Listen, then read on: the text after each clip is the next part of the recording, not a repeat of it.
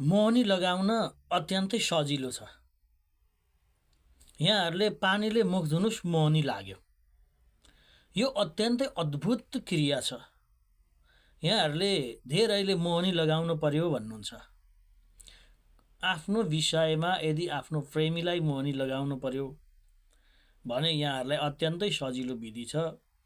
यो विधिद्वारा यहाँहरूले आफ्नो प्रेमीहरूलाई मोहनी लगाउनु भयो भने यो यहाँहरूको 7 दिनदेखि 21 दिनभित्रमा यहाँहरूको सम्पर्कमा त्यो प्रेमी अथवा चाहिँ छुटेर गएको व्यक्ति अथवा चाहिँ आफ्नो श्रीमान होस् या श्रीमती होस्, त्यो व्यक्ति यहाँसँग भेट्नको लागि आउनेछ।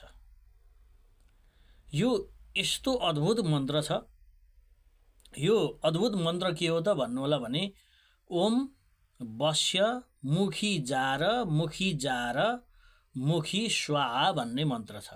मन्त्र फेरि एकपटक सुन्नुहोस्। ओम वश्य मुखी जार मुखी स्वाहा भन्ने मन्त्र छ। यो शास्त्रमा लेखिएको कुरा हो। यहाँहरूले चाहिँ यसलाई ख्याल ठट्टा नसम्झनु र यसलाई 7 पल्ट जपेर आफूले मुख धुनुभयो। जसलाई यहाँहरूले सम्झेर मुख धुनुभयो त्यही बसमा होइजान्छ अथवा त्यसलाई बसमा पार्न सक्नुहुनेछ। त्यो यहाँको सम्पर्कमा आउनेछ। यो अत्यन्तै सजिलो मन्त्र छ।